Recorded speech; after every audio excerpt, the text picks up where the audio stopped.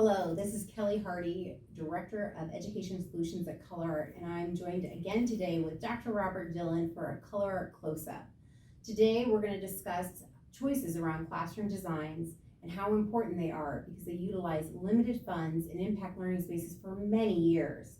One of the things that we've learned over the last decade or more of designing active classrooms is that designs that are flexible and agile really are very resilient and hold up over time. Welcome back, Bob. Thanks for joining us today. Yeah, it's great to be here. So we have a few questions again today. Let's start out with what items bring the most flexibility into spaces? Yeah, I think sometimes we underthink this. We think of only desks and chairs being the items that can be flexible, and we can really think about anything that takes up floor space. So that could be storage, that could be a bookshelf, that could be a teacher desk, but any of those items can be made more flexible and more agile. And I mean, the ultimate purpose is a classroom that can go from discussion to activity to testing to individual work very quickly so that a teacher can keep the class moving and keep everyone engaged.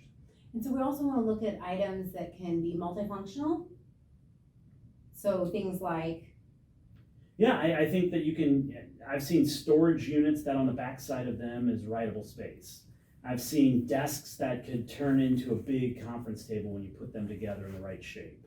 And so anything that allows us to have more than one purpose with one piece of furniture allows us to be more flexible in our design. Oh, that's great. How can students play a role in adding agility to learning spaces?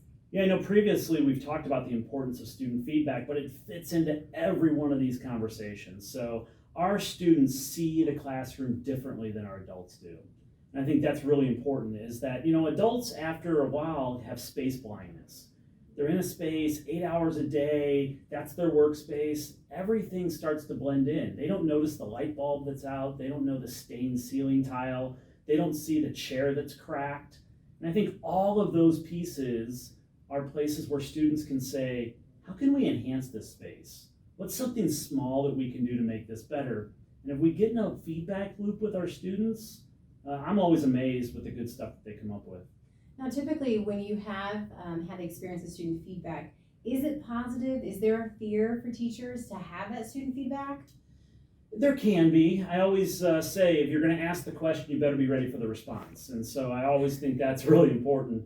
But most of our teachers are in a place when they know that the students are going to give them honest feedback. And with the classroom, it's a little less personal, right? There's one thing to say, I didn't like your instruction today. It's another thing to say, I don't like where this desk is because the light comes in the afternoon and I can't see my screen. It's that little set of things that students can give us that can really change the design of the room. Oh, that's great.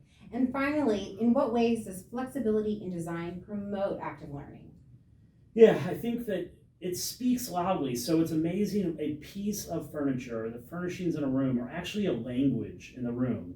It's nonverbal, but it really sets the tone. Kids walk in, there's an energy. Kids walk in and knows what's missional and what's not missional.